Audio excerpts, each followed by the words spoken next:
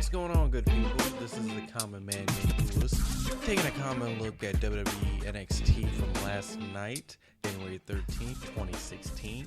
The show opens up with Corey Graves and Tom Phillips alerting us that tonight is the year-end awards for 2015, and awards will be handing out later in the show. First man out is William Regal as he stands on the ramp and basks in the glory of the NXT universe. Welcome him back, beaming, smiles, just as big as you can imagine. Regal comes out and he thanks the fans and wishes everybody a happy new year. And then we get right back to, I guess what you would call the commissioner role for Regal, as he announces that tonight the main event will be a women's battle royal, with the winner becoming the number one contender for Bayley's NXT Women's Championship. Regal then brings out Sami Zayn to a huge pop. The fans love this guy, and it was apparent here. It's big ovation, singing along with the song, Ole chants. Sami hits the ring, and there's welcome back chants.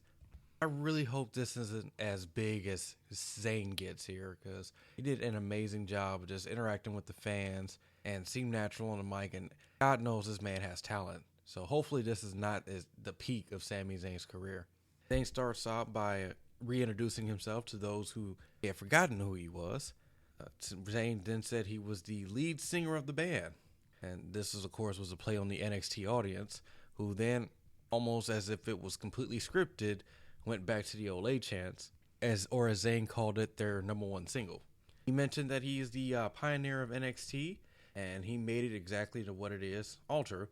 He announced that even though he made his return in the UK and sold out the UK tour, no place was like home, and this crowd loved him. There was even a part where Sami said that this place made him feel warm and fuzzy, which got audible awes from the crowd. I mentioned this in the last podcast. Sometimes the fans could really make a show, and they really made this segment here. But Sami decided to get back down to business and announced that he wanted to be the first ever two-time NXT champion, which prompted the audience to then start a two-time chant. At this point, Samoa Joe comes out, and if you watch Monday Night Raw, you kind of see where this is going. Joe comes out to proclaim that he should be next in line for the shot. Cue Baron Corbin, and this is kind of where it gets a little bit interesting. Corbin comes out and he brings up the fact that Joe just had a title shot and lost to Finn Balor. Balor then proceeds to go to Sami Zayn and said, maybe you were passed up by someone that was more dirt. Prostate claims himself to be the uncrowned NXT champion. Corbin was good here. Joe was good here. Joe quickly snaps back that maybe he caused brain damage to Corbin back at NXT Brooklyn. Zayn and Joe get in each other's face. And of course, Joe turns around and leaves the ring. While Sami's preoccupied with that, Corbin jumps him from behind. It's a good booting on him until Zayn makes his own comeback. Helluva kicks Corbin out of the ring, which then prompts Joe to run into the ring to attack Zayn from behind. Zayn turns around. Joe stops, hightails it out. Good segment. Not great, good segment.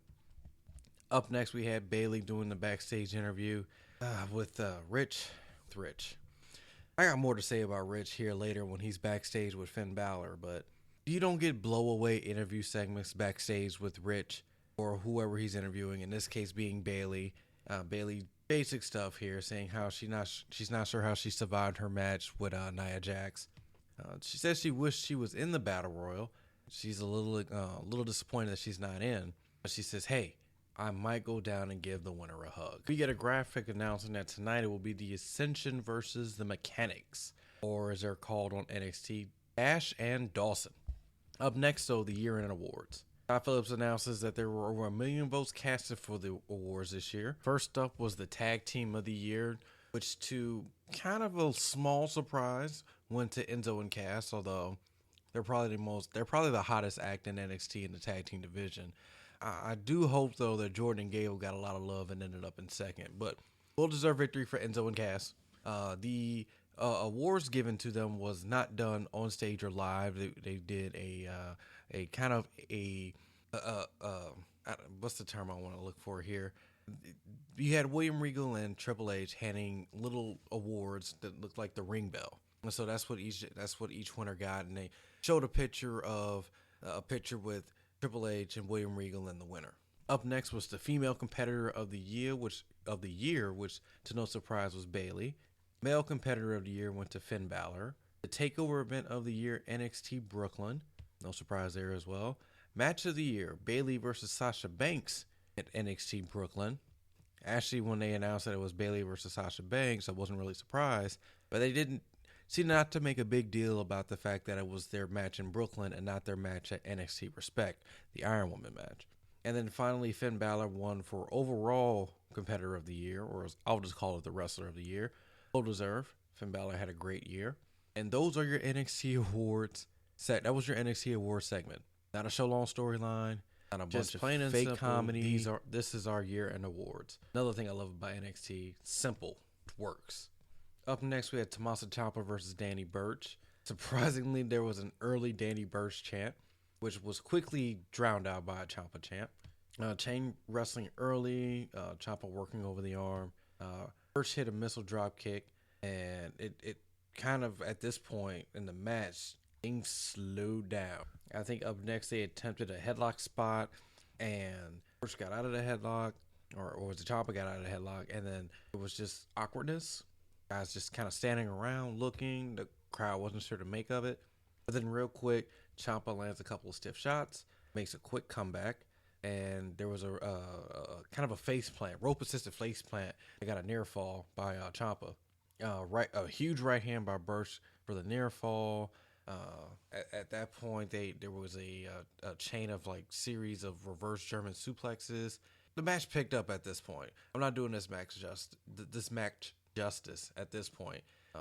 Like I said, it was a little rough there at the beginning. The guys worked hard to kind of get the crowd back into it. Ciampa hit a huge knee that hurt me, almost had me drop my laptop, and rolled right into a bridging armbar, which I've never actually seen before, and got the tap, and Ciampa's your winner. Like I said, kind of rough early on, but things quickly turned around. Ciampa hits hard. He gets good sound out of his shots there. I wouldn't call it stiff. I'd call it snug. But definitely good. Definitely got the crowd around. Fun match. Backstage, we get Cass and Enzo calling out Dash and Dawson.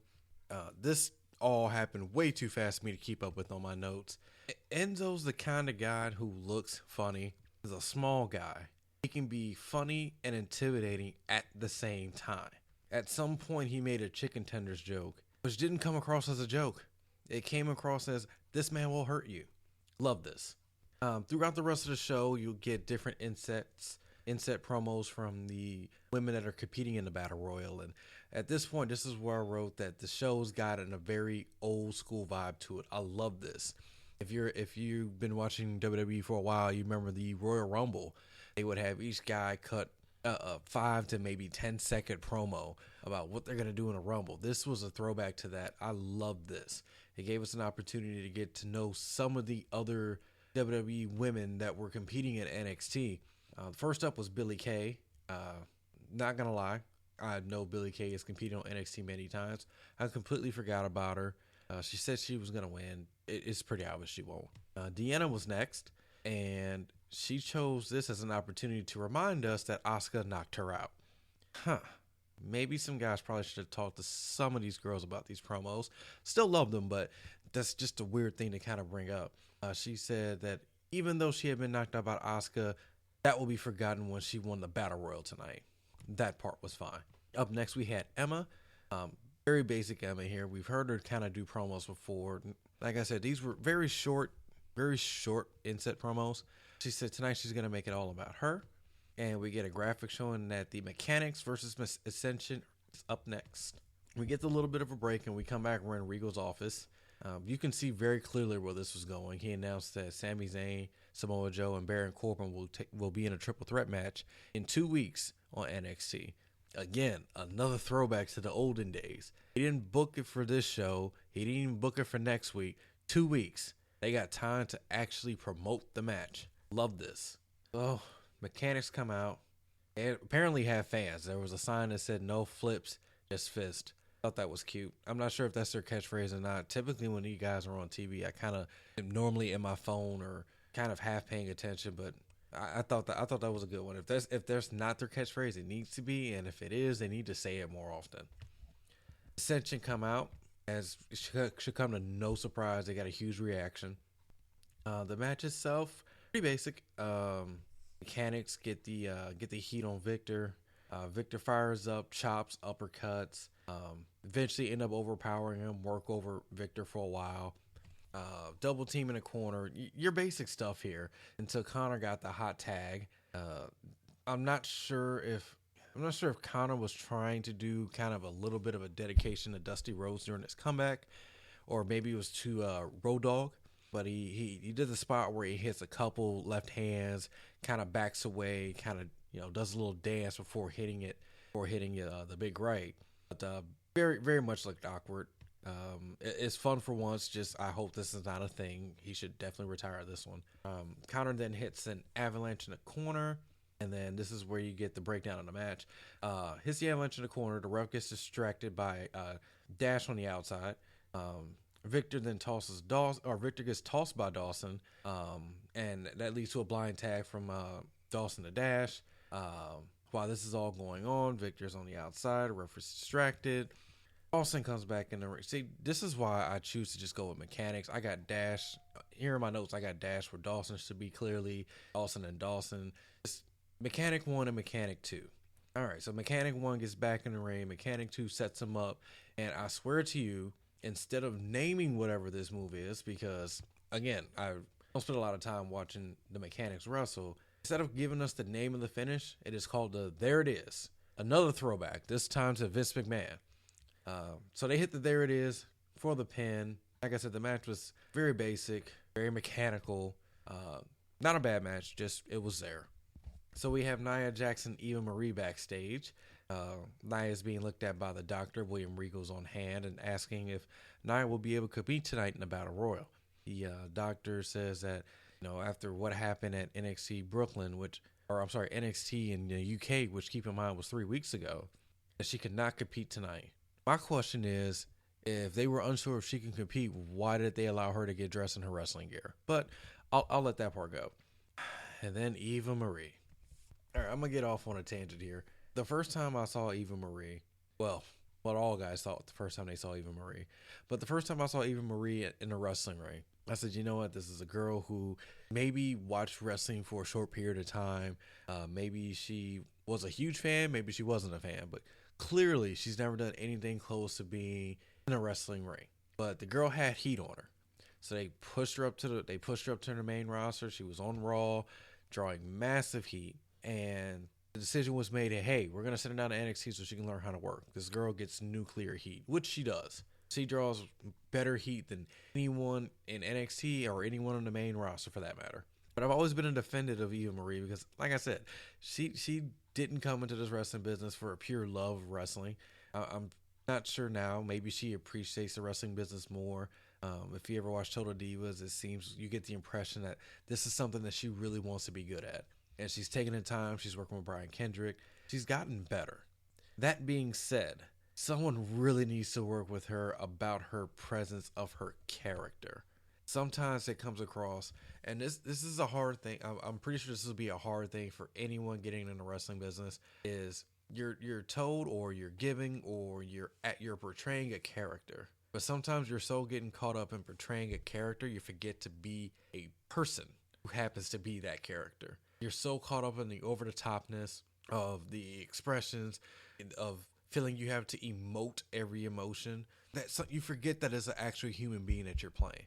And so getting back, Nia's not clear for tonight. He was trying to tell her, it's okay, it's okay. She's having this big smile on her face. She does a fist pump and all this, and clearly Nia's obviously not seeing Eva doing the big smile and the fist pump, but us at home, we get to see it, and it kind of reminds me of anytime, and this is something that happens on the main roster. I believe it happened recently with Charlotte and Becky during that storyline.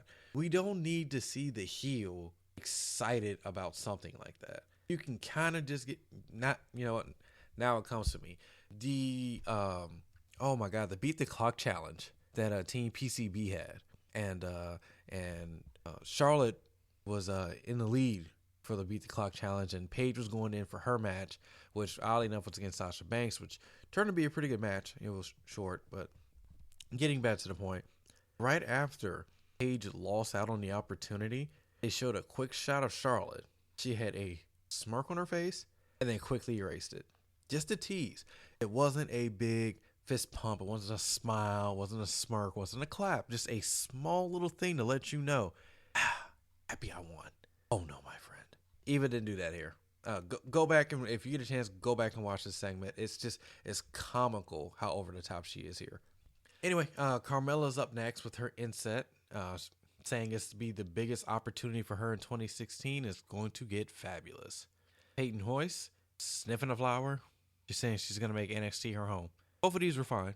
Up next, though, is probably the best one out of the bunch, Alexa Bliss, who I love Alexa Bliss. But when she first started with the whole cheerleading outfit and the blue skirt, I'm just like, okay, it's a pretty girl. We'll see how far this goes. This turn they got her on now, she is really falling into a groove of what this character is. I see big things for Alexa Bliss going forward. Like I said, they're not earth-shattering promos you're looking at tonight. It was very short, 5 seconds, but she's feeling her character right now. Next, the Drifter out with his guitar. The guitar thing. When I first saw the Drifter come out, the first thing I thought of was, oh my God, we have a WGWG. Which, if you ever watched American Idol or The Voice or any of these shows, you always have that one guy in every season that has a guitar. They call it the white guy with guitar. NXT now has that in Elias Sampson. Now, I didn't get a chance to watch the show from last week, and I'll probably, not from last week, the NXT show in the UK, the one that they recorded before the Takeover special. So I didn't get to see his debut there, but I'll go back and check it out after I'm done recording this. So this is my first chance of seeing young Elias Sampson. So he walks in, dark building, music going, slowly walks to the ring, has a guitar over his shoulder, goes to sit on the rope, just kind of sits there, slowly disrobed. The women are very audible at this point. This guy is definitely going to be popular with the ladies. At one point, though, going back to what I said earlier about Corey Graves, this is one of the first ones here where as Sampson is sitting on a rope and is kind of portraying kind of this maniacal drifter, Corey decides to say, and I quote, he's a drifter. The last time we saw him was in London. How the hell did he get to Florida in a week? Luckily, Todd Phillips here became my favorite man in the company without missing a beat. Immediately responds to Corey Graves. He probably took a ferry. Good job, Todd. Anyway, Drifter now is wrestling Corey Hollis tonight. He's the victim. As soon as the bell rings, a very loud, "Come on, Ryan!" So at least Ryan got to bring his family to the show. Anyway, this was a very weird match as well. Not so much like the Ciampa match from earlier. This match was all about character development here. It started with some angry chin locks by Sampson, some stomps, clubs, and then he would just look around, smile, maniacal laugh. He even took time where he perched up on the ropes and sat again. It kind of almost gave the impression that he just wasn't interested in being in this match, and it kind of took the crowd out of it. Now, like I said, the NXT crowd is one of the best crowds ever. So eventually they'll get, if once you put Sampson out there a few times, it won't seem as new and the fans will know how to react to it. But just for this, it was weird, kind of boring. There was Sampson wins, obviously, was a twisting DDT. It was a squash, but not a good one. It wasn't one of those, he beat the hell out of the guy for a minute and a half and won. It was he did a couple moves, pinned him, that's it. So we're getting replays of the finish. And as I said, man, NXT Full Sail has the best crowd. As they're coming back and the lights go dim again and Sampson's in there with a guitar, the audience is begging for Sampson to play Freebird. Love NXT. Sampson has the mic. What NXT needs is what I am. And I'm not sure if he's supposed to be Superman at this point, but I was gravely offended. I'm a huge Superman fan. Don't use stuff like that. Up next, we get a recap of Balor versus Joe from NXT UK. Alex Reyes is backstage with Balor. Do I have this right? Alex Reyes? Well, it wasn't Rich. Oh, these guys all backstage are all about the same people. So, this is where I got frustrated with the backstage interviewers with the wrestlers. I made sure I wrote down Alex's name because Alex, as soon as they're cut back to him and Balor, I swear to God, talks for about 4 minutes in a row, recapping. Finn, we just saw your match from Samoa Joe, and goes through the clips we saw from the Takeover special. He goes through the clips from earlier tonight with Joe, Corbin, and Sami Zayn, and he's recapping everything. I don't think he took a breath. And I don't think he asked a question. He just stopped talking. And Balor, without blinking an eye, just goes into the usual babyface. Hey, this match was tough for me. He then proceeds to go over everyone's motivation. You know, Sami Zayn is a good friend of mine. He's coming back to win the title. Joe's a badass, and this and that, and Corbin. He goes through the whole spiel, and that was it. I have no idea what was the point of this, other than to get Finn Balor on TV. This Alex guy, I don't know who produced this segment, but someone should have said, hey, Alex, make sure you ask a question at the end of your rambling. Finally, Battle Royal up next. Or Battle Royal inset is shown to be up next. We get Cameron on my TV. This, my friends, may be the greatest thing I have ever seen in my life. So first off, Cameron appears on TV, but you wouldn't necessarily know it by looking at her. I swear to God, this woman, between her face and that flannel, I had no idea who the fuck this was at first. I thought, wow, Alicia Fox got lighter. I don't know who this is. She's dressed almost exactly like Alicia Fox. But then she starts talking, and thankfully the lower third shows that this is Cameron. Oh, and then keep in mind, again, I know I've said this a few times, these are only a few seconds. But she actually says, and bear in mind, the winner of this Battle Royal is the #1 contender for the Women's Championship. Cameron proceeds to say, I'm going to be the winner and the #1 contender for the Women's Battle Royal. Girl, bye, and snaps her finger. Let me say this again. She actually said, I am going to be the winner and the #1 contender for the Women's Battle Royal. This made TV. This has to be a rip. This has to be the second or third take they did. They said, you know what? Hey, you're not the #1 contender for the Battle Royal. You'll be the #1 contender for the championship. And she probably did that one just fine. And someone thought, you know what? Let's put this other one on the air instead. This was hilarious. And even before she got to that line, I'm pretty sure on television she said fuckadactyl. I am almost certain I rewound it about 10 times. And each time I heard fuckadactyl. If someone is listening, can go back and verify she did not say fuckadactyl, I'll get on the air and I will apologize. But it sounded like she said fuckadactyl. This was a train wreck in 6 seconds. Aaliyah was next. If you watch Breaking Ground, Aaliyah has been with the company for some time. They finally gave her a name, Aaliyah, that we saw on the show. I'm not sure what her character is, but the character wears too much makeup. And the character kind of seemed to be, it's not so much the Bayley character where Bayley, you can say, is a grown-up 8-year-old, but maybe a starstruck wrestler. Meaning, or whatever your profession may be. Whatever your profession is, the first time you step in front of like the big bosses and you get the wide-eyed and fascinated by the corporate office, that's what Aaliyah's character is for now. You didn't get too much on this. She said she was making her debut tonight, and what better way to make a debut than to win the Women's Battle Royal.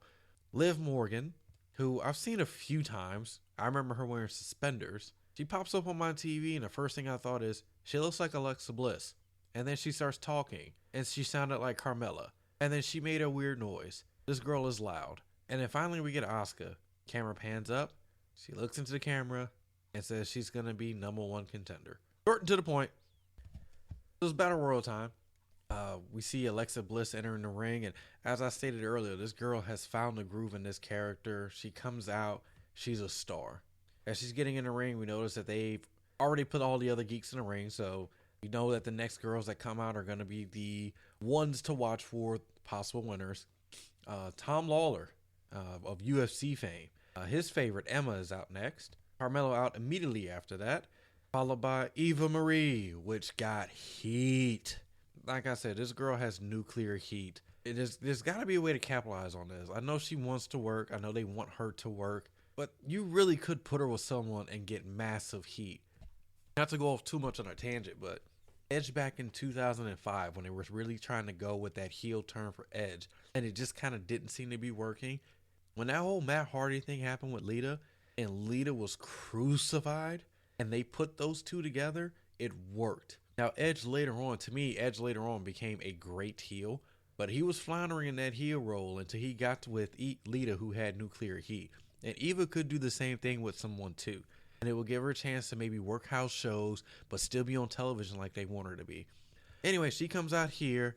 She gets to the middle of the ramp. She's kind of revealing opening her robe and grandstanding. And then out comes Asuka. And there's this shot where Eva just is trying to bask in her glory. And you see the little Asuka mask come up from behind on the Titantron.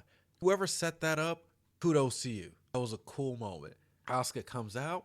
Eva's still on the ramp and starts to walk to the ring. Asuka runs right behind her, knocks her out of the way. So everybody's in the ring now, and Asuka is on the near side corner, and everyone else is sizing up Asuka. Asuka, from the NXT crowd to how they set up the beginning of this match, was clearly the one expected to win this match. What the crowd thought was going to win, what we were thinking was going to win, it was going to be Asuka. So what does everybody do? Everybody's deciding, okay, how do we take out Asuka? But Asuka is so menacing. She has that part of her character ingrained. No one wants to make the first move running towards her. So what does Asuka do? She kicks Eva straight in the head. Eva's out, slides underneath the ring. And Emma jumps her from behind, and then we go with the match. Look, and the match itself, Dave Meltzer, I heard his review on this match on the Battle Royal and said it wasn't terrible, it was just bad. I think that's almost a perfect way to describe this. We went into the break, no one had been eliminated. We come back from the break, no one had been eliminated. A lot of pulling and short forms and attempting to toss girls over the top rope, which they did explain going before the break, but I really didn't believe, oh my God, they're not going to throw these girls over the top rope. And I shit you not, Cameron grabs Aaliyah, pushes her over the top rope. Aaliyah damn near lands through the table by ringside, and I thought, oh my God, someone's going to die. So, I'm trying to get a grasp. We've been seeing inset promos from these girls all night, so I kind of have an idea who everybody is, but no one's doing anything in the beginning part of the match to stand out. And I think that's kind of what leads more into this just kind of being boring, or very boring at the beginning of this. Diana is eliminated next. Cameron does a kind of a split leg while pulling on the top rope and eliminates her.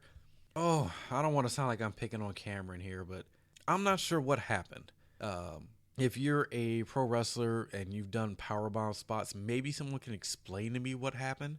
But Liv Morgan goes to lift Cameron up for a powerbomb.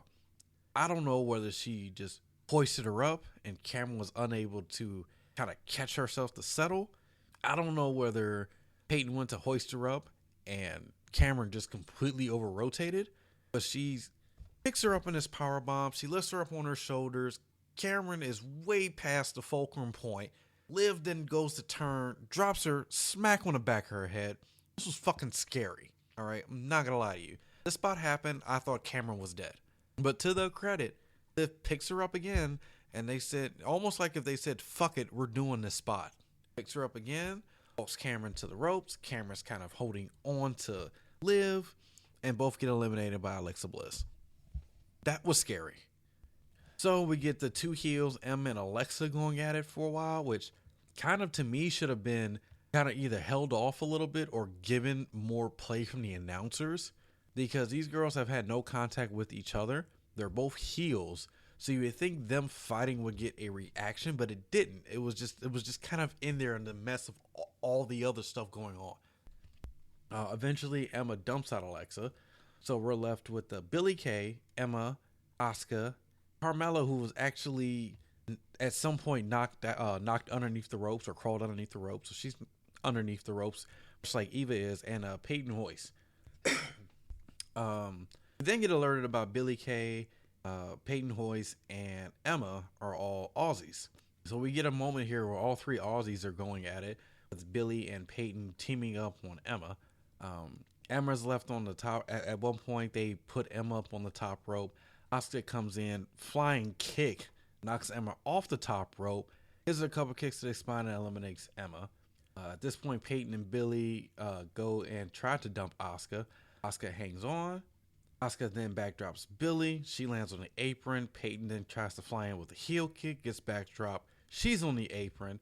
Asuka runs across the ring, hits him with a flying hip attack, and eliminates both.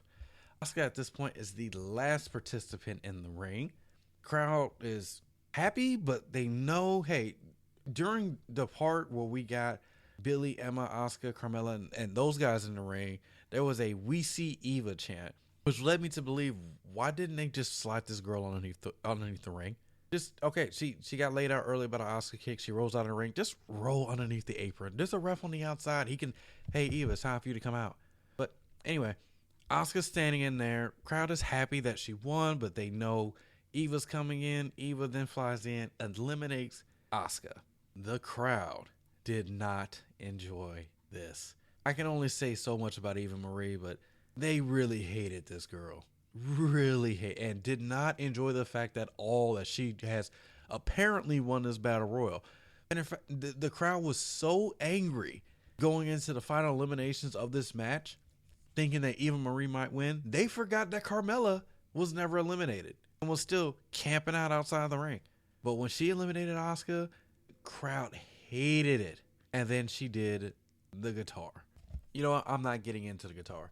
She's celebrating. She goes to talk smack, or Eva goes to talk smack about Asuka, standing on the rope, pointing and laughing, and in comes Carmella, dumps out Eva Marie. Carmella's the biggest baby face on the planet. This crowd loved her, happy that did not win, happy that Eva got dumped on her face, happy for Carmella. Just all around happiness. This is how you send a crowd home happy. Bayley then comes charging to the ring, and for those who have watched NXT or have watched Breaking Ground, you're familiar with the Baymella tag team. Carmella and Bayley are actually very good friends in real life.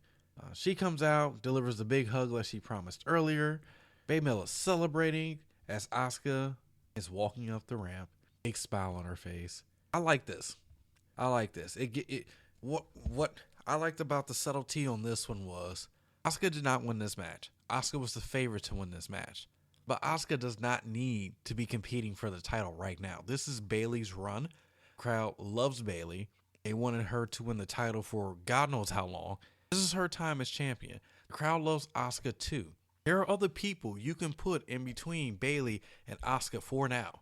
You don't need to rush into this feud. You don't need to rush into this program at all. You can take your time with it. But when these two meet, it will be epic. And I like the slow tease that Asuka has never come out and proclaimed she wants that championship. But the look that she gave to Carmella and Bayley lets you know she's coming for that title at some point. And I cannot wait. I hope they wait a long time before they make that match. Whenever they're ready to call up Bayley, which I don't think should be right after WrestleMania. That's something I probably would wait for SummerSlam for. That's when we should get that program. I cannot wait for it. That was NXT. Overall, it was a good show. No, there was no blowaway matches, but NXT, the television show, isn't about blowaway matches. It's about setting up storylines for the pay-per-view. Wow. Novel concept. And with that, I'm going to sign off. Thank you guys for listening. You can subscribe to the SoundCloud that you heard this on. I try to get as many shows up as I can as possible. Thank you all for listening. I'll talk to you again soon. Peace and chicken grease.